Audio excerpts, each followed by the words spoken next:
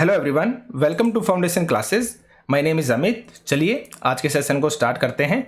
देखिए, जैसा कि मैंने आपको बताया था कि वीक में 5 डेज हम थ्योरी क्लासेस को कंप्लीट करेंगे और जो हमारे 2 डेज होंगे ना, जैसे कि सैटरडे और संडे, इन 2 दिनों में हम प्रैक्टिस सेट को करेंगे, प्रीवियस ईयर क्वेश्चंस को करेंगे, यानी कि वो क्वेश्चंस जो ओरिजिनली आपके एग्जाम में आए हैं। ठीक है, तो इसके अकॉर्डिंग ये हमारा सीडीपी का सेट नंबर 4 है जिसको हम आज करने वाले हैं। और देखिए, पीवाईक्यू जो क्वेश्चंस होते हैं ना, वो आपके 100% मोस्ट इंपॉर्टेंट होते हैं और इनको आपको करना ही करना चाहिए। क्यों करना चाहिए? देखिए, नॉर्मल सी बात है, ये वो क्वेश्चंस हैं जो आपके एग्जाम में आए हैं। तो ये जो क्वेश्चंस है ना, ये जो एग्जाम सेट करने वाला है उसके माइंड को बताते हैं कि वो इस टाइप के ही क्वेश्चंस आगे भी डालेगा। तो जब आपके पास पीवाई के क्वेश्चंस बल्क में है ना, बहुत ज़्यादा मात्रा में है ना, तो नॉर्मल सी बात है, आपको पीवाई के क्वेश्चन 100% करने चाहिए। बाकी आप कोई मॉक टेस्ट मत कीजिए, लेकिन पीवाई के क्वेश्चंस को 100% करके जाइए। तो जो मैं आपको कराने वाला हूँ, ये 100% ओरिजिनल पीवाई के क्वेश्चंस हैं जो एग्जाम के अंदर आए हैं। जैसे आज जो मैं आपको करवा रहा हूँ ना, 3 जनवरी को एग्जाम हुआ था। ये 3 जनवरी 2022 को एग्जाम हुआ था ये, तो उससे उठाए मैंने ये सारे के सारे क्वेश्चंस। तो ठीक है, इसलिए मैं बोल रहा हूँ 100% ओरिजिनल क्वेश्चंस हैं और आप इनकी प्रैक्टिस 100% करके जाइए। अगर आपको कुछ आ रहा है तब भी आप प्रैक्टिस कीजिए, अगर आपका सिलेबस कंप्लीट नहीं हुआ है तब भी आप प्रैक्टिस कीजिए, क्योंकि काफ़ी चीज़ें हैं जो प्रैक्टिस के दौरान ही आपको समझ में आ जाएंगी, अलग से पढ़ने की जरूरत ही नहीं पड़ेगी। ठीक है ना? तो इसलिए मैं आपको बोलता हूँ, अगर आप चाहते हैं कि वीडियोज़ आपको टाइम पर मिले तो चैनल को सब्सक्राइब कीजिए, और अगर आप इनकी PDF चाहिए आपको तो उसके लिए आप टेलीग्राम ग्रुप को ज्वाइन कीजिए। तो चलिए आज के सेशन को स्टार्ट करते हैं। चलिए फर्स्ट क्वेश्चन को देखते हैं। Dash principle of development states that the development of motor skills start from centre of the body and proceeds towards the extremities. यानी कि जो आपका डेवलपमेंट है ना, वो कहाँ से स्टार्ट हो रहा है? आपके सेंटर से हो रहा है, आपके बॉडी के सेंटर से स्टार्ट हो रहा है और कहाँ पे जा रहा है? बाहर की तरफ जा रहा है। ठीक है ना? तो इस सिद्धांत को क्या बोलते हैं? देखिए, मैंने डेवलपमेंट चैप्टर के अंदर बहुत अच्छे तरीके से करवा रखा है। आप जाइए प्लेलिस्ट के अंदर और उन थ्योरी क्लासेस को अच्छे से देखिए, आपका कोई क्वेश्चन बाहर से नहीं होगा। ठीक है, देखिए आप, इसमें मैंने क्या बताया, सेंटर से बाहर की तरफ। तो वहां पे मैंने आपको बताया था, आप मान लीजिए ये आपके सामने एक इंसान है, एक व्यक्ति है, तो मैंने बताया था पहले जो इसका डेवलपमेंट है ना, वो अंदर का होगा, यानी इनर पार्ट का होगा। जैसे हार्ट हो गया, आपकी बोन मैरो हो गई, ठीक है, या फिर आपकी बोन्स हो गई, यानी कि आपकी हड्डियां। पहले इनका डेवलपमेंट होगा। ठीक है, यानी कि इनर पार्ट का डेवलपमेंट होगा, और देन उसके बाद आप डेवलपमेंट कहां पे जाएगा? आपकी बाहर की तरफ। बाहर की तरफ यानी पहले आपके कंप्लीट इस बाजू का डेवलपमेंट होगा, उसके बाद आपकी जो कलाई वगैरह होती है उनके डेवलपमेंट होगा, फिर आपका किसका नंबर आएगा? आपकी उंगलियों का नंबर आएगा, आपके फिंगर्स का नंबर आएगा। तो इसको बोलते हैं डेवलपमेंट का अंदर से बाहर की तरफ जाना। ठीक है, और इसको इंग्लिश में क्या बोलते हैं? प्रोक्सिमो डिस्टल। हिंदी में क्या बोलेंगे? समीप दूरस्थ, यानी समीप से दूर की तरफ जाना, पास से दूर की तरफ जाना। ठीक है, तो यहां पे हमारा आंसर क्या हो जाएगा? Answer number C. और सेफेलोकोटल के बारे में मैंने क्या बताया था? वो डेवलपमेंट जो आपका हेड से टो की तरफ, यानी कि सर से पैरों की तरफ जो होता है ना, फुट की तरफ जो होता है ना, यानी कि ऊपर से नीचे की तरफ, इसको मैंने बताया था सेफेलोकोडल। ठीक है, वहां पे अच्छे से करवा रखा है, आप देखिए। तो यहां पे आंसर क्या हो जाएगा? हमारा आंसर नंबर सी। आगे देखिए, एज पर contemporary perspective the course of child development is, यानी कि समकालीन विचारधाराओं के अनुसार जो बाल विकास की प्रक्रिया है ना, वो कैसे होती है? यानी कि आपको बाल विकास, चाइल्ड डेवलपमेंट की जो कैरेक्टरिस्टिक्स है ना, उनके बारे में पता होना चाहिए। देखिए, uniform across children and specific milestones are definitely achieved by all children as they reach a certain age. यानी कि देखिए, सभी बच्चों के लिए विकास क्या है? एक समान है, और सभी बच्चे एक निश्चित आयु तक आते आते विशिष्ट निर्धारित लक्ष्य अवश्य प्राप्त कर लेते हैं। भाई देखिए, मैंने आपको चाइल्ड डेवलपमेंट के अंदर बताया था, डेवलपमेंट के अंदर मैंने आपको बताया था, अक्सर सभी बच्चों का जो विकास है ना, वो एक समान नहीं होता है। हाँ, पैटर्न उनका एक समान होता है, लेकिन सभी का एक समान तरीके से नहीं होता है। भाई कोई जल्दी सीखता है, कोई लेट सीखता है, कोई जल्दी बोलने लगता है, या कोई जल्दी चलने लगता है, कोई लेट चलता है बच्चा। मैंने वहां पे इन चीजों के बारे में आपके साथ डिस्कशन किया था, तो ये गलत हो गया ना आपका। ठीक है, आगे देखिए, मैंने आगे बताया है, यह क्या होता है? डेवलपमेंट मल्टी डायरेक्शनल होता है, यानी कि बहुआयामी होता है, क्योंकि बच्चे विभिन्न प्रकार के संदर्भों में पलते बढ़ते हैं। भाई ठीक है, ये कहीं ना कहीं सही हो सकता है, इसको रोक दीजिए आप। आगे देखिए, कंप्लीटली अनप्रिडिक्टेबल होता है। भाई गलत हो गया ना, हमने इस चीज को पढ़ा था। जो डेवलपमेंट है कैसे है? प्रिडिक्टेबल है, यानी कि विकास का अंदाजा लगाया जा सकता है। जैसे मैंने एग्जांपल भी दिया था, अगर बच्चा है ना, उसके पेरेंट्स क्या हैं, हाइट में छोटे हैं, तो कहीं ना कहीं बच्चा भी कैसा होगा, छोटा ही होगा। हमने अनुमान लगा लिया, हमने प्रिडिक्ट कर लिया, ठीक है। तो कंप्लीटली अनप्रिडिक्टेबल तो हो ही नहीं सकता, कहीं ना कहीं प्रिडिक्ट कर सकते हैं ना। तो ये भी क्या हो गया आपका, गलत हो गया। आगे देखिए, determined by solely by heredity and information received from parents, यानी देखिए सोलली का मतलब पता क्या होता है, सिर्फ और सिर्फ, यानी कि केवल। तो सिर्फ माता पिता से थोड़ी ना होता है, यानी कि सिर्फ और सिर्फ हेरिडिटी का रोल थोड़ी ना होता है भाई। बच्चे के डेवलपमेंट में किसका रोल होता है, आपकी हेरिडिटी का भी होता है, आपके एनवायरनमेंट का भी होता है। लेकिन यहां पे ये बोल रहा है सिर्फ और सिर्फ किसका रोल है, हेरिडिटी का रोल है। तो ये भी क्या हो गया आपका, गलत हो गया। तो हमारा आंसर क्या बचा, आंसर नंबर बी, यानी कि मल्टी डायरेक्शनल होता है। और मैंने वहां पे ये चीजें अच्छे से लिखवा रखी हैं, आप जाके देखोगे ना, तो मैंने हर एक कैरेक्टरिस्टिक्स को, हर एक प्रॉपर्टीज को अच्छे से डिटेल में क्लियर किया है, ठीक है। आगे चलते हैं। Eight which stage of development do children actively engage in make believe play. देखिए कितना इजी है, मेक बिलीव प्ले मैंने वहां पे आपको बताया था किसके अंदर होता है, ये आपकी अर्ली चाइल्डहुड के अंदर होता है, जहां पे मैंने एनिमिज्म के बारे में बात की थी, जीववाद के बारे में। और मैंने बताया था जो एनिमिज्म का क्वेश्चन है ना, वो मैक्सिमम टाइम 100% आपके सामने आता है, ठीक है। एनिमिज्म का मतलब क्या होता है, जब बच्चे निर्जीव वस्तु है ना, उनको भी सजीव समझकर काम करते हैं। जैसे उनके पास कोई गुड़िया है, तो क्या करेंगे, जो छोटी बच्चियां या बच्चे हैं वो क्या करेंगे, गुड्डा या गुड़िया को क्या करेंगे, सेम टू सेम वैसे ही बिहेव करेंगे जैसे वो जिंदा हो। उनको अच्छे अच्छे कपड़े पहनाएंगे, उनको खाना खिलाएंगे, उनको अपने साथ सुलाएंगे। तो ये सब क्या कर रहे हैं बच्चे, एनिमिज्म शो कर रहे हैं, ठीक है। और यहां पे बात किसकी हो रही है, मेक बिलीव प्ले की, यानी कि कल्पनाशीलता की। तो इसका भी रिलेशन कहीं ना कहीं एनिमिज्म के साथ ही है, ठीक है। तो यहां पे हमारा आंसर क्या हो जाएगा, आंसर नंबर बी, यानी कि अर्ली चाइल्डहुड। आगे देखिए, which of the following are secondary agencies of socialisation.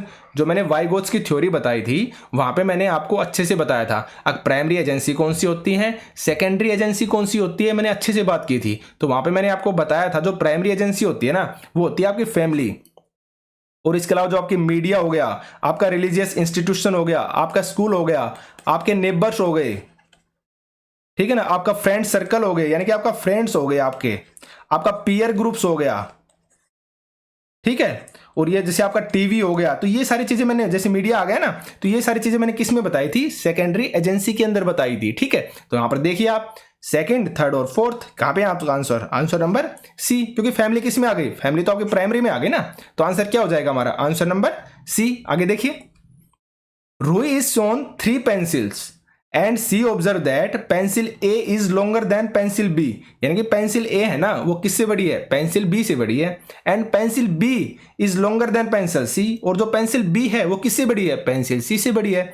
तो when Ruhi infers that A is longer than C, यानी कि रूही ने ये भी अंदाजा लगा लिया, अगर भाई अगर ए बी से बड़ा है ना, ए क्या है, ग्रेटर देन बी है, और आगे क्या है, बी क्या है, बी ग्रेटर देन क्या है, सी है। तो नॉर्मल सी बात है, जो ए होगा आपका किससे ग्रेटर देन होगा, सी के ग्रेटर देन होगा ना। तो रूही ने इस बात का अंदाजा लगा लिया। तो जीन पियाजे की कोग्निटिव जो डेवलपमेंट थ्योरी है, उसके अकॉर्डिंग क्या शो कर रही है बच्ची, जो रूही है वो क्या शो कर रही है, देखिए ये प्रॉपर्टी थी वहां पे ट्रांजिटिविटी, और मैंने अच्छे से इस चीज को बताया है वहां पे। अब जो ट्रांजिटिविटी होती है ना, वो बच्चा कब शो करता है, किस स्टेज के अंदर शो करता है, वहां पे हमने इन चीजों के बारे में अच्छे से बात की है। तो आंसर क्या हो जाएगा इसका, ट्रांजिटिविटी, यानी कि बच्चा समझ गया अब भाई ए ग्रेटर देन बी है, बी ग्रेटर देन सी है, तो ए भी क्या होगा, ग्रेटर देन सी होगा। और इस प्रॉपर्टी को बोलते हैं ट्रांजिटिविटी, ठीक है। और मैंने सेरिएशन के बारे में बताया था, अगर जब बच्चे चीजों को क्या सीरियल वाइज लगाना सीख जाएं, मैंने कंजर्वेशन का एग्जांपल भी दिया था, क्या जब बच्चे वॉल्यूम के अंदर, कंसेप्ट के अंदर जो एरिया या वॉल्यूम का जो कंसेप्ट है ना, उसमें क्लियर नहीं होते हैं। मैंने एग्जांपल दिया था इसके बारे में, कंजर्वेशन के बारे में, मैंने ग्लास के बारे में एग्जांपल दिया था। कैसे, देखिए जैसे मैंने वहां पे बताया था कि आपके सामने एक तो ये गिलास है और एक ये गिलास है, मैंने वहां पे बताया था। तो ये देखिए, ये गिलास क्या है, हाइट में बड़ा है, और ये गिलास क्या है, हाइट में छोटा है, लेकिन चौड़ाई के अंदर क्या है, ज्यादा है। और बच्चा है ना, इससे कंफ्यूज हो जाता है, दोनों का वॉल्यूम सेम है, यानी कि दोनों में पानी बराबर आएगा, इसमें भी और इसमें भी। लेकिन बच्चा क्या बताएगा, अब इसके अंदर है ना पानी ज्यादा आएगा, क्यों, क्योंकि उसके माइंड में सेट है अब ये गिलास क्या है, लंबा है, हाइट में ज्यादा है, लेकिन वो जो विड्थ है ना, उसके मैटर को वो नहीं समझ पा रहा, उसके कंसेप्ट को वो उसने ध्यान ही नहीं दिया। तो इसको बोलते हैं कंजर्वेशन। वहां पर मैंने अच्छे से एक्सप्लेन किया है। आगे देखिए, अकॉर्डिंग टू जीन पियाजे theory of cognitive development, children in the concrete operational stage, यानी कि मूर्त जो संक्रियात्मक अवस्था है उसके अंदर बच्चे क्या करने के काबिल हो जाते हैं। तो देखिए रिवर्सिबिलिटी, यानी कि बच्चा रिवर्सिबिलिटी कब शो करता है। मैंने एग्जांपल दिया था ना, अगर बच्चा स्कूल से घर चला गया लेकिन अब बोल रहा है अगर मैं घर से स्कूल कैसे जाऊं, ठीक है, वो रास्ते में कंफ्यूज है, उसको ये नहीं पता अगर जाने और आने का रास्ता सेम है, यानी कि वो रिवर्सिबिलिटी नहीं कर पा रहा था। लेकिन यहाँ पे क्या बात हो रही है, रिवर्सिबिलिटी कर पाता है। तो किस स्टेज में कर पाता है ये पूछा है। तो मैंने आपको बताया था जो कंक्रीट ऑपरेशन स्टेज है ना उसके अंदर बच्चा रिवर्सिबिलिटी कर पाता है। तो यहाँ पे ये आंसर हमारा क्या होगा, सही होगा। आगे देखिए हाइपोथेटिकल डिडक्टिव रीजनिंग, ये आपकी आ जाती है फॉर्मल ऑपरेशनल स्टेज के अंदर, यानी कि इससे भी जो आगे की स्टेज है ना आपकी 4th नंबर की उसमें। तो कहीं ना कहीं ये चीज क्या हो गई, गलत हो गई। एब्स्ट्रैक्ट थिंकिंग, ये भी क्या हो गया, यानी कि अमूर्त चिंतन, ये भी हमारा क्या होगा, गलत होगा, क्योंकि ये भी आपकी फॉर्मल जो ऑपरेशनल स्टेज है ना उसमें होता है। अब देखिए प्री पोजिशनल रीजनिंग, ये भी हाँ ये सही है आपका। तो यहाँ पे 2 आंसर सही हो गए आपके, ये भी और ये भी, ठीक है ना। तो इसका आंसर जो सीटेट है ना उसने 9 माना था। 9 का मतलब सब हर किसी को नंबर मिले थे इस क्वेश्चन के, क्यों, क्योंकि ये क्वेश्चन कहीं ना कहीं गलत था। ठीक है, आगे देखिए Which of the following stage is not proposed by Lawrence Kohlberg in his theory of moral development? समझ गए ना, नैतिक विकास के सिद्धांत में शामिल नहीं है। किसने दिया था, कोलबर्ग ने दिया था। और कोलबर्ग ने क्या दिए थे, उन्होंने 3 लेवल दिए थे जिसके अंदर 6 स्टेजेस के बारे में बात की थी। तो 3 लेवल कौन कौन से थे आपको याद होना चाहिए। जो हिंस की जो थ्योरी है ना, फेमस थ्योरी, वो भी किसमें थी, मोरल डेवलपमेंट थ्योरी, किसकी, लॉरेंस कोलबर्ग की। ठीक है, तो कौन कौन से लेवल दिए थे उन्होंने, एक तो कन्वेंशनल लेवल के बारे में बात की थी, एक किसके बारे में बात की थी, प्री कन्वेंशनल लेवल के बारे में बात की थी, और एक पोस्ट कन्वेंशनल लेवल के बारे में बात की थी। लेकिन उन्होंने अनकन्वेंशनल लेवल की बात नहीं की थी। तो ये आपका ऑप्शन क्या हो जाएगा, गलत। ठीक है, तो यहां पे नोट ही पूछा था, तो हमारा आंसर क्या होगा, आंसर नंबर बी। आगे देखिए A teacher wants to design the teaching learning process in his classroom on Lev Vygotsky social constructivism theory. तो which of the following should she avoid? तो अब आपको याद होना चाहिए अगर लेव वाइगोत्स्की की जो सोशल कंस्ट्रक्टिविज्म थ्योरी है ना, यानी कि सोशियो कल्चरल जो थ्योरी है ना, उसके अंदर लेव वाइगोत्स्की ने किन किन बातों के बारे में बात की है, किन किन चीज़ों को इंपॉर्टेंस दी है। तो मैंने आपको बताया था, उन्होंने बात की थी कल्चर की, उन्होंने बात की थी आपकी सोसाइटी की, और उन्होंने बात की थी आपकी लैंग्वेज की। यानी कि सोसाइटी की, आपके कल्चर की और आपके लैंग्वेज की। ठीक है, उन्होंने बोला था कि जो आपके सीखना है ना वो लोगों के साथ मिलकर होगा, कोऑपरेटिव लर्निंग के साथ होगा, कोलैबोरेशन लर्निंग के साथ होगा, आप अकेले नहीं सीख सकते हो। इन सब चीज़ों को इंपॉर्टेंस दी थी लेव वाइगोत्स्की ने। आप थ्योरी को अच्छे से देखिए, आपका एक भी क्वेश्चन बाहर से नहीं जाएगा। तो देखिए यहाँ पे पूछा कि एक टीचर को क्या अवॉइड करना है। देखिए आप, designing teaching learning experiences based in social context, यानी कि सबसे मिलजुल कर सामाजिक संदर्भों पर आधारित शिक्षण अधिगम की अभिकल्पना करना। ये तो आपको कहीं ना कहीं क्या लग रहा है, सही, क्योंकि उन्होंने सोशल की बात तो की थी। आगे देखिए closely observing the students attempts of learning, यानी विद्यार्थियों के अधिगम प्रयासों का गहन अवलोकन करना। ये भी कहीं ना कहीं क्या है आपका, सही है भाई। आगे देखिए use of formal standardise test to assess learning.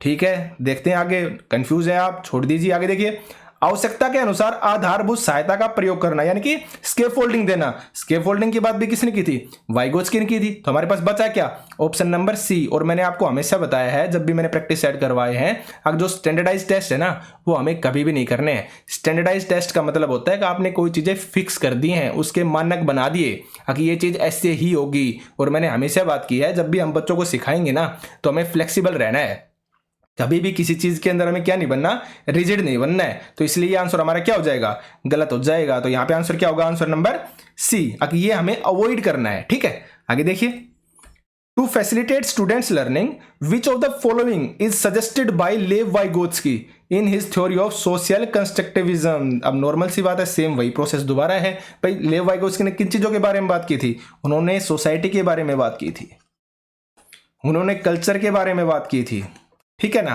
और उन्होंने लैंग्वेज के बारे में बात की थी, उन्होंने कोऑपरेटिव लर्निंग के बारे में बात की थी।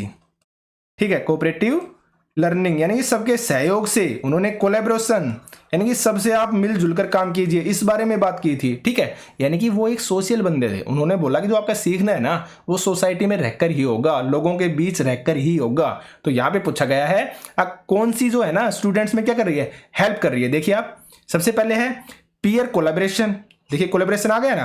पीयर का मतलब क्या होता है, आपके समकक्षी या सहकर्मी जो आपके साथ पढ़ते हैं क्लास के अंदर, ठीक है। तो ये ऑप्शन क्या होगा आपका, कहीं ना कहीं सही होगा। फिर भी आप आगे देखिए, non interference of cultural tools, यानी कि सांस्कृतिक उपकरणों का अहस्तक्षेप। तो ये चीज क्या हो गई, गलत हो गई ना। उन्होंने तो बोला था कि हाँ ये यूजफुल है, जो कल्चरल टूल है ना, जो कल्चर है ना, इनका यूज है। तो ये ऑप्शन क्या हो गया आपका, गलत हो गया। आगे देखिए, फोकस ऑन रोट मेमोराइजेशन, गलत बात है भाई। रोट मेमोराइजेशन के बारे में तो बात की नहीं है, और वैसे भी एक नेगेटिव चीज होती है रोट, तो यानी कि रटना, तो ये तो वैसे नहीं हो सकता। आगे देखिए, डी कॉन्टेक्चुअलाइज करिकुलम, यानी कि गैर संदर्भित पाठ्यक्रम। भाई नॉर्मल सी बात है, हर चीज को गैर में नहीं लेके जाएंगे, गैर संदर्भित में नहीं लेके जाएंगे। हर चीज कैसे होनी चाहिए, कॉन्टेक्चुअलाइज होनी चाहिए, यानी कि उस चीज से रिलेटेड होनी चाहिए, एग्जैक्ट उसी तरह से होनी चाहिए, ठीक है। तो ये ऑप्शन भी आपका क्या हो जाएगा, गलत हो जाएगा। तो आंसर क्या बचा हमारे पास, आंसर नंबर ए। देखिए दो तरीके होते हैं करने के। एक तरीका तो है आपने थ्योरी पढ़ी है, आपको 100% याद है, आपने सीधा आंसर चूज कर दिया। दूसरा तरीका होता है अगर आप ऑप्शंस को नेग्लेक्ट करिए। तो मेरा मानना है जो नेग्लेक्ट करने वाला ऑप्शन है ना, वो बेस्ट है। क्यों, क्योंकि सीटेट के अंदर आते हैं अप्लाइड क्वेश्चन, और अप्लाइड क्वेश्चन ऐसे होते हैं वहां पे 100% कंफ्यूजन होता है। आगे देखिए, a teacher in a progressive classroom should believe that, यानी कि एक प्रगतिशील शिक्षा है या प्रगतिशील क्या है, क्लासरूम है, तो उसके अंदर एक टीचर को क्या करना चाहिए, किन बातों पर विश्वास रखना चाहिए। देखिए हमने प्रोग्रेसिव क्लासरूम करवा चुके हैं, हम प्रोग्रेसिव एजुकेशन करवा चुके हैं हम, ठीक है। तो आपको वो सारी चीजें क्या होनी चाहिए, माइंड में होनी चाहिए। किसी भी नोट्स को, किसी भी वीडियो को आप 3 से 4 बार आराम से अच्छे से देखिए, चीजें उससे बाहर नहीं मिलेंगी आपको, ठीक है। देखिए क्या करना चाहिए, कक्षा हमेशा कठोर नियंत्रण में रहे और सिर्फ सिर्फ को निर्देश देने चाहिए। गलत बात है भाई, हमें फ्लेक्सिबल रखना है चीजों को, हमें कठोर थोड़ी ना बनाना है। आगे देखिए, अधिगम केवल कक्षा में ही होता है, ये चीज भी क्या है, गलत है भाई। सीखना तो कहीं पर भी हो सकता है ना, बाहर भी तो होता है भाई। बच्चे सिर्फ और सिर्फ स्कूल में थोड़ी ना सीखते हैं, वो रियल लाइफ से भी तो सीखते हैं, कक्षा से बाहर भी तो सीख रहे हैं वो, ठीक है। ये ऑप्शन गलत हो गया। कक्षा में शिक्षार्थी अपने साथ विविध प्रकार के समृद्ध अनुभव लाते हैं, ये चीज सही है आपकी। आगे फिर भी देख लीजिए आप, शिक्षार्थी केवल ड्रिल और अभ्यास के माध्यम से ही सबसे अधिक बोल रहा है। तो आंसर क्या हो गया आपका, गलत हो गया ये, क्योंकि केवल बोल दिया इसने यहाँ पे, केवल, और जब भी केवल वाले जो आंसर होते हैं ना वो हमारे गलत होते हैं, ठीक है। तो यहां पे हमारा आंसर क्या होगा, आंसर नंबर सी। आगे देखिए, which of the following theorist dismissed that intelligence is unitary and proposed that there exist several distinct independent intelligence, यानी यहां पर बताया गया है किस साइकोलॉजिस्ट ने बोला है बुद्धि है ना एकल इकाई है, और इस बात को नकार दिया। यानी कि वो कह रहे हैं जो बुद्धि है ना वो एकल इकाई नहीं है, बुद्धियां बहुत ज्यादा होती हैं। तो यानी कि मल्टीपल इंटेलिजेंस थ्योरी, और ये किसने दी थी, होवर्ड गार्डनर ने दी थी। यानी कि उनका कहना था कि बुद्धि सिर्फ एक नहीं है, 8-9 तरह की बुद्धियां होती हैं। उन्होंने 8-9 तरह की इंटेलिजेंस बताई है अपनी थ्योरी के अंदर, ठीक है ना। पहले 8 बताई थी, उसके बाद एक उन्होंने और ऐड कर दी थी, ठीक है। यानी कि 9 तरह की इंटेलिजेंस के बारे में बताया किसने, होवर्ड गार्डनर ने। आगे देखिए, Ron responses on receiving a toy doll was, I don't like this toy because why do not play with dolls, this is an example of। देखिए मैंने जेंडर टॉपिक करवाया था, वहां पर मैंने जेंडर के हर टॉपिक के बारे में बात की थी, जेंडर स्टीरियोटाइप के बारे में भी, जेंडर समानता के बारे में भी, जेंडर डिस्क्रिमिनेशन के बारे में भी। मैंने जेंडर के जितनी भी टर्म है ना, हर टर्म के बारे में डिस्कस किया है। और अगर आपने वो वीडियो देखी होगी ना तो 100% है आप क्वेश्चन को आराम से कर दोगे। यानी कि यहाँ पर क्या बताया है, यहाँ पे बोला गया है कि जो रोहन है ना उसको गुड़िया दी गई खेलने के लिए, तो वह कहता है कि मुझे यह खिलौना पसंद नहीं है। क्यों, क्योंकि लड़के जो है ना वो गुड़िया से नहीं खेलते, वो क्रिकेट खेलते हैं, ठीक है ना, वो पायलट बनते हैं, इस टाइप की चीजें बोल रहा है रोहन। तो वो क्या कर रहा है, वो जेंडर स्टीरियोटाइप दिखा रहा है, यानी कि उसकी सोच है ये। अगर जो बच्चे हैं ना, जो लड़के हैं ना, वो गुड़िया से नहीं खेल सकते, ठीक है। तो ये क्या है, ये जेंडर स्टीरियोटाइप है। वहां पर मैंने जेंडर स्टीरियोटाइप के काफी एग्जाम्पल दिए हैं, आप अच्छे से आपको क्लियर हो जाएंगे, ठीक है। चलिए आगे देखते हैं। A teacher facilitate and support her student to work on multiple drafts for an essay over a period of one month, ठीक है। If she consider all the draft of each student as well as the process of working on the time या on the same, what kind of assessment is she using। देखिए किस बारे में बात हो रही है। एक जो शिक्षिका है ना वो 1 महीने की अवधि में एक निबंध के लिए कई प्रारूपों को तैयार करने में मदद करती है बच्चों की, ठीक है, और उनका सहयोग करती है, यानी कि उनकी हेल्प कर रही है। यदि वह प्रत्येक छात्र के सभी प्रारूपों के साथ साथ, याद रखना आप, उस काम पर काम करने की प्रक्रिया पर भी विचार कर रही है ना, तो वह किस आकलन का प्रयोग कर रही है। यानी कि टीचिंग लर्निंग हो रही है कब, यानी कि आपको सिखाया जा रहा है टीचिंग प्रोसेस के दौरान ही। और इसमें इस बारे में हमने कब बात की थी, हमने बात की थी असेसमेंट टॉपिक के अंदर, जहां पे मैंने क्या बताया था, दो असेसमेंट के बारे में बात की थी मैंने, समेटिव असेसमेंट के बारे में और फॉर्मेटिव असेसमेंट के बारे में। जहां पे मैंने फॉर्मेटिव असेसमेंट में यानी कि रचनात्मक आकलन में मैंने आपको बताया था ये कब होता है, ये आपकी टीचिंग प्रोसेस के दौरान ही होता है, यानी कि उसी समय होता है जब बच्चा सीख रहा होता है, साथ साथ में ही बच्चे को गलतियों को सुधार दिया जाता है। तो इसका आंसर क्या हो जाएगा आपके पास, आंसर नंबर सी, यानी कि फॉर्मेटिव असेसमेंट। ठीक है ना, इस चीज को आप याद रखना। आगे देखिए, इन ए मल्टीलिंगुअल क्लासरूम, यानी कि बहुभाषी कक्षा है, तो मैंने ये टॉपिक करवा दिया है। मल्टीलिंगुअल जो क्लासरूम है उसके बारे में बात हो रही है, तो वहां के सारे प्रॉपर्टीज आपके माइंड में होनी चाहिए। तो देखिए, इन ए मल्टीलिंगुअल क्लासरूम एक टीचर शुड, एक टीचर को क्या करना चाहिए, देखिए, वार्तालाप के लिए मातृभाषा के उपयोग को क्या कीजिए आप, निरुत्साहित कीजिए। गलत है भाई, आपको क्या करना है, इंकरेज करना है, बच्चों को मातृभाषा का यूज करे बच्चे, ठीक है, उनकी जो नेटिव लैंग्वेज है ना उसका यूज करे बच्चे, आप इस चीज को बढ़ावा दीजिए। एनईपी जो 2020 है ना उसमें भी इसी बारे में बात की गई है, अब बच्चों को मातृभाषा बोलने दी जाए, ठीक है ना। तो हमारा आंसर नंबर 1 तो गलत हो गया। आगे देखिए, ज्यादातर छात्रों द्वारा बोली जा रही प्रमुख भाषा को ही स्वीकार करना चाहिए, ये भी गलत है, ऐसा थोड़ी ना कर सकते आप। Recognised only the predominant language that is used by majority students, ऐसा भी नहीं करना है आपको, ठीक है। आगे देखिए, भाषाओं की विविधता के बारे में जागरूकता लानी चाहिए और छात्रों को पसंद के अनुसार भाषा के प्रयोग की अनुमति देनी चाहिए, ये सही है भाई। बस नॉर्मल सी बात है, हमने बात की है डाइवर्सिटी की, यानी कि हर क्लास में डाइवर्सिटी होती है, हर बच्चे की जो लैंग्वेज है वो अलग अलग है, हर बच्चा अलग अलग परिवेश से आया है, तो हमें इस चीज़ को क्या देना चाहिए, बढ़ावा देना चाहिए, हमें डाइवर्सिटी को अपनाना चाहिए। तो इसके लिए क्या बोला गया है, अब भाई अगर बच्चा है ना वो अपनी भाषा का यूज़ करता है ना तो उसको करने दीजिए, और जो लैंग्वेज आप सिखाना चाहते हो ना तो उसके अंदर आप धीरे धीरे चेंजमेंट लेके आइए। आप ऐसा मत बोलिए कि भाई बच्चा अपनी लैंग्वेज को यूज ही नहीं कर सकता, उसे अपनी मातृभाषा यूज करने दीजिए आप, लेकिन जो भाषा आप सिखाना चाहते हो ना उसमें धीरे धीरे चेंजमेंट लेके आइए, ठीक है, ताकि बच्चे को भी बुरा ना लगे और दोनों भाषाओं को वो सीख भी जाए। तो हमारा आंसर क्या होगा, आंसर नंबर सी। आगे देखिए, एज पर national education policy 2020 education must, यानी कि नेशनल एजुकेशन पॉलिसी 2020 के बारे में पूछा है। देखिए कैसी होनी चाहिए, केवल पूर्व निर्धारित विषय वस्तु पर केंद्रित होनी चाहिए। गलत है भाई, पूर्व निर्धारित यानी कि प्री डिटरमाइंड नहीं, क्योंकि नॉर्मल सी बात है, कोई भी चीज एट ए टाइम के अकॉर्डिंग होती है, प्रेजेंट के अकॉर्डिंग होती है, आप पहले से पूर्व निर्धारित करके नहीं रख सकते हो आप, ठीक है। तो आगे देखिए, समस्या समाधान पर केंद्रित होनी चाहिए, यानी कि प्रॉब्लम सॉल्विंग की बात की है नीपी ने, सही बात है भाई। अधिगमकर्ताओं में गहन चिंतन यानी कि क्रिटिकल थिंकिंग के बारे में बात की है।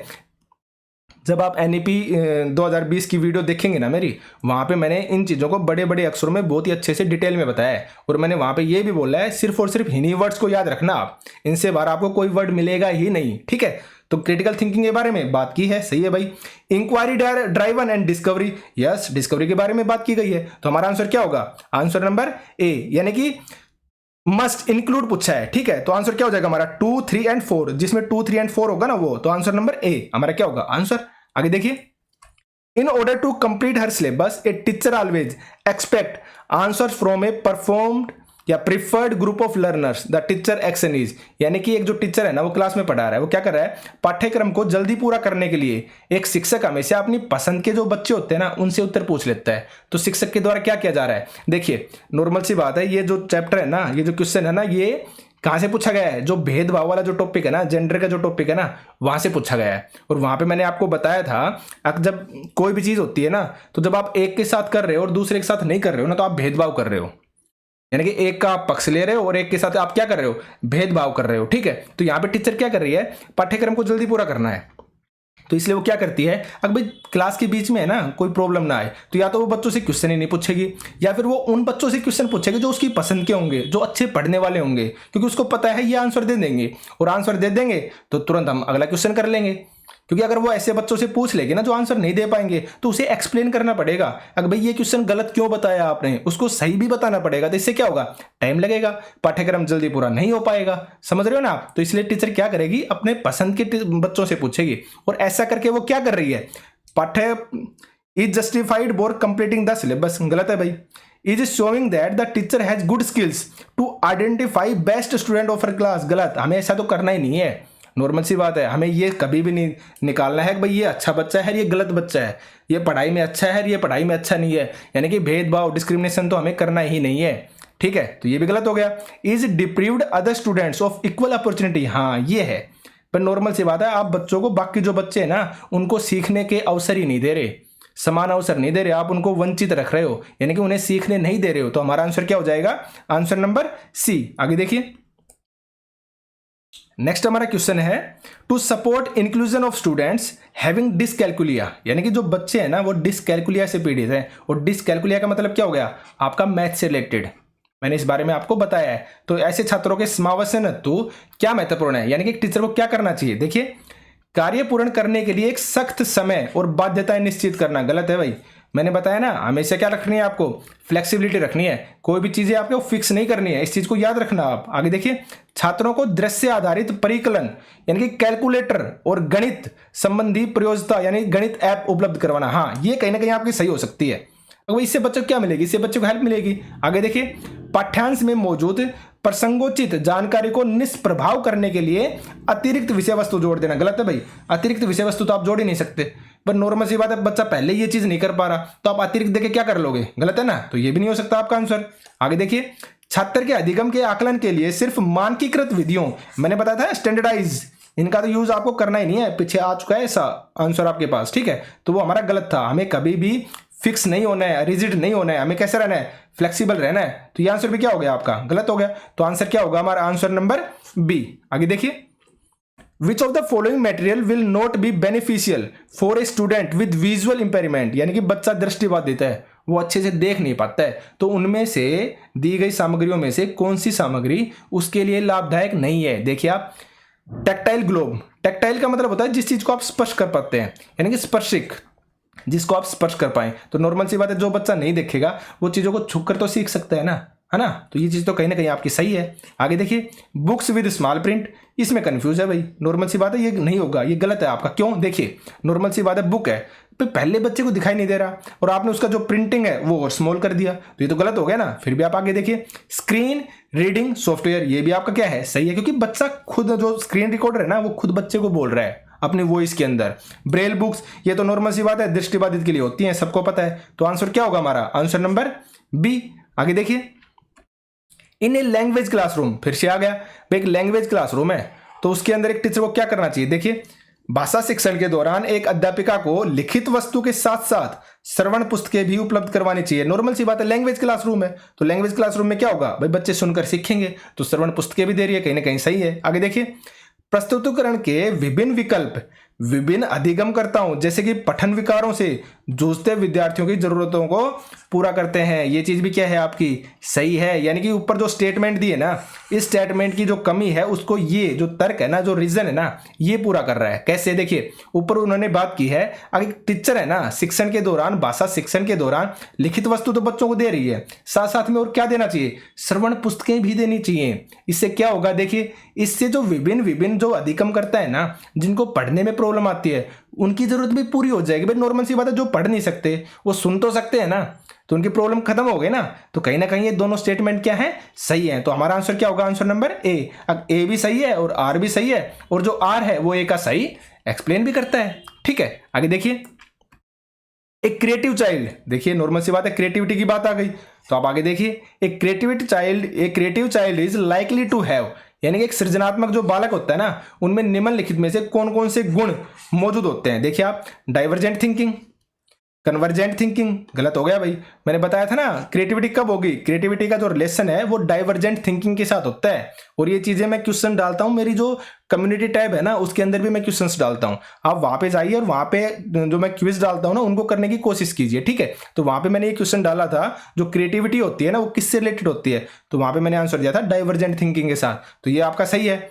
एबिलिटी फॉर एब्स्ट्रैक्ट थिंकिंग, ये भी आपकी क्या है? कहीं ना कहीं सही है भाई। जो बच्चे क्रिएटिव होंगे ना वो एब्स्ट्रैक्ट भी सोच सकते हैं, यानी कि चीजें उनके सामने नहीं है फिर भी उनके बारे में क्या कर लेंगे? इमेजिन कर लेंगे। आगे देखिए, ability for generating novel products, ये भी क्या है? आपका सही है भाई। नॉर्मल सी बात है, जिस बच्चे में क्रिएटिविटी होगी ना वही तो नोवेल लिख पाएगा, वही तो कहानियां लिख पाएगा, नहीं, ठीक है। तो ये भी आपका सही है। तो आंसर क्या होगा हमारा? First, third and fourth. आप देख लीजिए कहां पे है, फर्स्ट, थर्ड एंड फोर्थ, यानी कि आंसर नंबर सी। आगे देखिए, अब फिर से आपका कथन और निष्कर्ष वाला आ गया। देखिए, कक्षा में आकलन के लिए शिक्षकों को विविध विधियों का प्रयोग करना चाहिए। ये चीज मैं आपको काफी बार बता चुका हूं भाई, हर बच्चे में अलग अलग अपने अपने इंडिविजुअल डिफरेंस होते हैं। ये असेसमेंट टॉपिक से लिया गया है जो हमने कल ही करवाया था, ठीक है, वहां पे मैंने आपको हर बार ये लाइन बोली है, अगर हर बच्चा अपने आप में अलग होता है, हर बच्चा अपने आप में अलग होता है, तो यहाँ पे बताया गया है कि भाई हर बच्चा अगर अपने आप में अलग है तो शिक्षक को क्या करना चाहिए भाई, आकलन के लिए भी तो अलग अलग तरीके अपनाने चाहिए ना। ठीक है, और कारण क्या दिया है, एक कक्षा में बच्चे की सफलता और असफलता को केवल कागज पेंसिल के परीक्षण द्वारा सत्य और पूर्ण रूप से निर्धारित नहीं किया जा सकता। भाई नॉर्मल सी बात है, मैंने आपको हमेशा बोला है। और ये देखिए एक प्रैक्टिकल एग्जाम्पल है ये, क्या, क्योंकि हम लोग जैसे बोलते हैं ना, अब कोई भी एक एग्जाम है ना आपकी जिंदगी को डिसाइड नहीं कर सकता।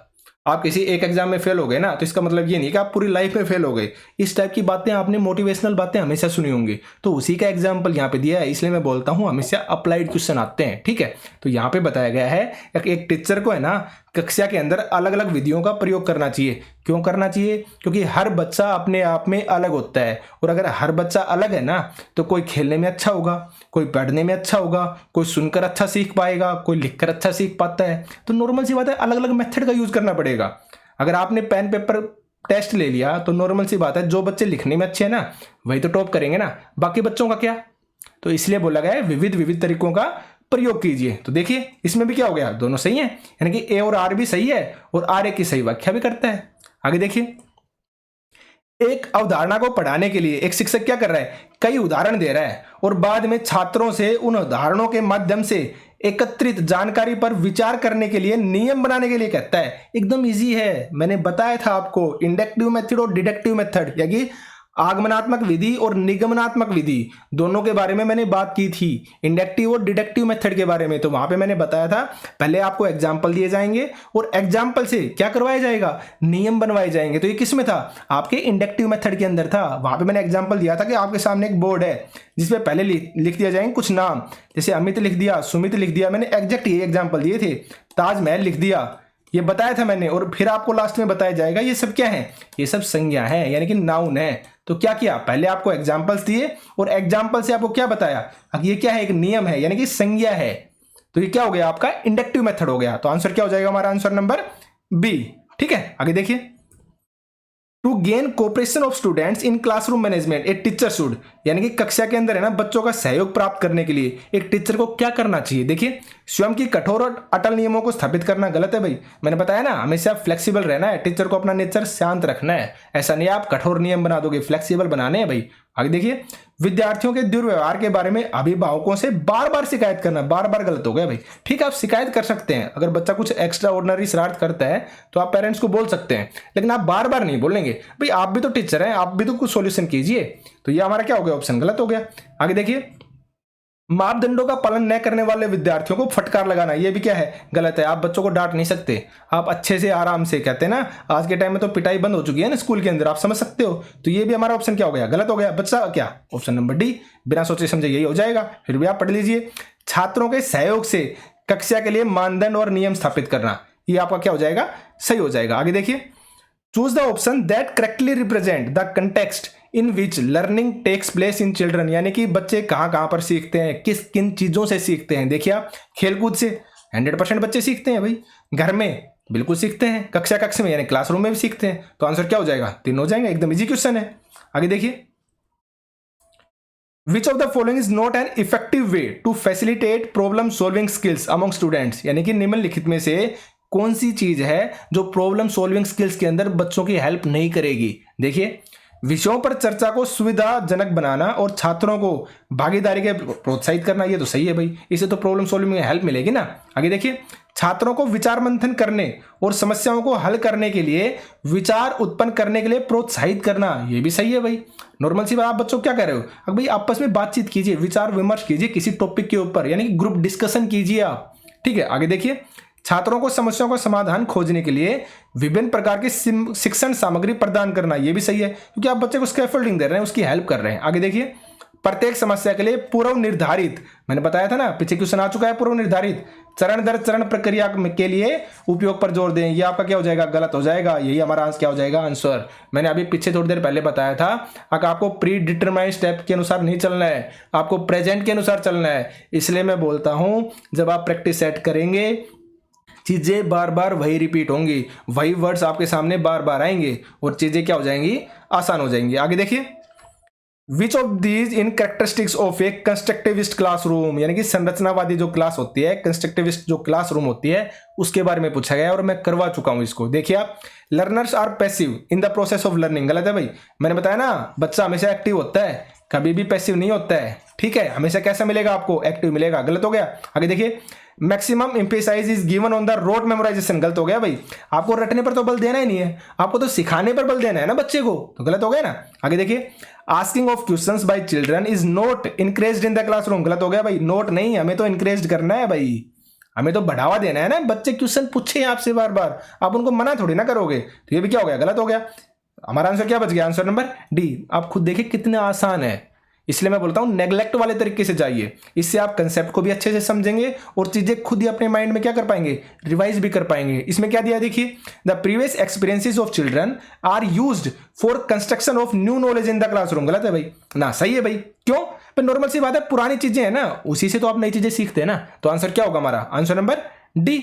आगे देखिए, which of the following beliefs of a teacher is detrimental to students learning, यानी डेट्रीमेंटल का मतलब होता है अवरोधक, यानी कि निम्नलिखित में से कौन सी चीज है जो बच्चों के सीखने में क्या डालती है, बाधा डालती है। देखिए, errors are a part of the process of learning, ये तो सही है भाई, हमने पढ़ चुके हैं एरर्स ऑफ लर्नर, टॉपिक मैंने डाला है, उसमें अच्छे से बताया एरर्स के बारे में। कि क्या है, एरर जो होते हैं ना, वो बच्चे की सीखने की प्रक्रिया का हिस्सा है, वो अवरोधक नहीं है। इनसे बच्चे सीखते हैं, इनसे उनमें स्किल्स डेवलप होती हैं, काफी चीजों के बारे में उन्हें पता चलता है कि हमने क्या क्या गलतियां की हैं और आगे से हमें ये क्यों नहीं करनी है, ठीक है, तो अच्छी चीज है। आगे देखिए, making error is a shameful act for the learner, ये गलत है भाई, ऐसा नहीं हो सकता भाई, सेमफुल थोड़े ना है। नॉर्मल सी बात है, जो एरर है ना, जो गलतियां है ना, जो त्रुटियां है ना, ये तो अधिगम का हिस्सा है, तो ये सेमफुल कार्य कैसे हो सकता है। तो ये क्या होगा हमारा आंसर, आंसर नंबर बी हो जाएगा, क्योंकि उन्होंने क्या पूछा था, नोट पूछा था, अवरोधक पूछा था, तो यही होगा ना अवरोधक। आगे देखिए, which of the following is an example of extrinsic motivation, मैं मोटिवेशन टॉपिक को कंप्लीट करवा चुका हूं, आप जाकर देखना, और बहुत अच्छे से करवाया, एकदम प्रैक्टिकल एग्जांपल दिए, देसी एग्जांपल, ठीक है। यानी कि बाह्य अभिप्रेरणा ये क्या होती है, देखिए, यानी कि जब आप बाहरी किसी चीज से क्या कर रहे हैं, मोटिवेट होकर किसी चीजों को कर रहे हैं, जैसे आपको बाइक चाहिए या आपको कोई चीज खरीद के लेके आनी है, तो ये क्या है, ये आपका अंदर का मोटिवेशन नहीं है, ये बाहर का मोटिवेशन है, आप लोगों को देखकर सीख रहे हैं ये सब चीजें, ठीक है। तो देखिए एग्जाम्पल देखिए, अपने अधिगम को दृढ़ करने के लिए, यानी कि to sure about is learning, अपने अधिगम को दृढ़ करने के लिए शोध करते समय यमन क्या कर रहा है, विभिन्न स्रोतों की सहायता कर रहा है, तो यानी कि वो अपने अधिगम को दृढ़ कर रहा है, तो कहीं ना कहीं ये इंटरनल है ना, तो ये हमारा ऑप्शन क्या होगा, ये तो सही है। आगे देखिए, नगद इनाम प्राणे तो हो गया ना गलत, तुरंत मिल जाएगा आपको, अगर आपने टॉपिक को अच्छे से रिवाइज किया है ना, तो तुरंत मिल जाएगा आपको। यहां पे पूछा था बाह्य अभिप्रेरणा का उदाहरण दीजिए, तो ये तो आंतरिक का था। आगे देखिए, सितारा अपने स्वयं संतोषण के लिए, यानी सेल्फ सेटिस्फैक्शन के लिए, ये भी क्या है, सही है, ये इनर का है। और अपनी व्यक्तिगत अभिरुचि व अपनी क्षमताओं को बढ़ाने के लिए, यहां पे भी ये भी क्या है, सही है, ये भी इनर का है। तो ये सी, डी और ए ये इनर के हैं, और हमसे पूछा किसका है, बाह्य का, तो बाह्य का क्या होगा हमारा आंसर नंबर बी, यानी आप नगद इनाम पाने के लिए कोई चीज कर रहे हो, तो आंसर क्या हो जाएगा, आंसर नंबर बी। आगे देखिए, ड्यूरिंग द कोविड-19 pandemic has negatively affected the performance of students in examination, ठीक है, यानी कि कोविड-19 आया था और इसने क्या किया, बच्चों के तनाव डाला बच्चों के अंदर, और इससे बच्चे क्या हुए, बच्चों के ऊपर नकारात्मक क्या पड़ा, असर पड़ा। तो इसमें से पूछा है कि निम्नलिखित में से कौन सा ऑप्शन आपका क्या है, सही है। देखिए आप, प्रतियोगिता एंड संज्ञान, यानी कॉम्पिटिशन एंड कोग्निशन, कोग्निशन का मतलब मैंने बताया था आपको, ब्रेन से रिलेटेड होता है, ठीक है भाई। आगे देखिए, cognition and emotions, heredity and performance, heredity का तो कोई रोल ही नहीं है, गलत हो गया। हेरिडिटी एंड एनवायरमेंट, इसका कोई रोल नहीं है। पर नॉर्मल सी बात है, बच्चे के ऊपर नेगेटिव इफेक्ट पड़ रहा है, बच्चा तनाव में आ गया बीमारी के कारण, कोविड-19 के कारण, तो इसमें हेरिडिटी का क्या रोल है, कोई रोल नहीं है ना। तो हमारे पास अब दो में कंफ्यूजन है, फर्स्ट में और बी में। अब आप खुद सोचिए इस चीज के बारे में, भाई आप तनाव में हो, आपको किसी चीजों की टेंशन है और आपके ऊपर इन चीजों का नकारात्मक इफेक्ट पड़ रहा है, तो आप कैसे होंगे, खुश तो होंगे नहीं, आप कैसे होंगे, सैड होंगे ना, चुपचाप रहेंगे ना। यानी क्या हो गया, आपके इमोशंस का रोल हो गया ना भाई, सैड या आपका डरना या चुप रहना या खुश होना, ये सब क्या है, ये आपके इमोशंस है ना, तो इमोशन से रिलेटेड चीजें हो गई।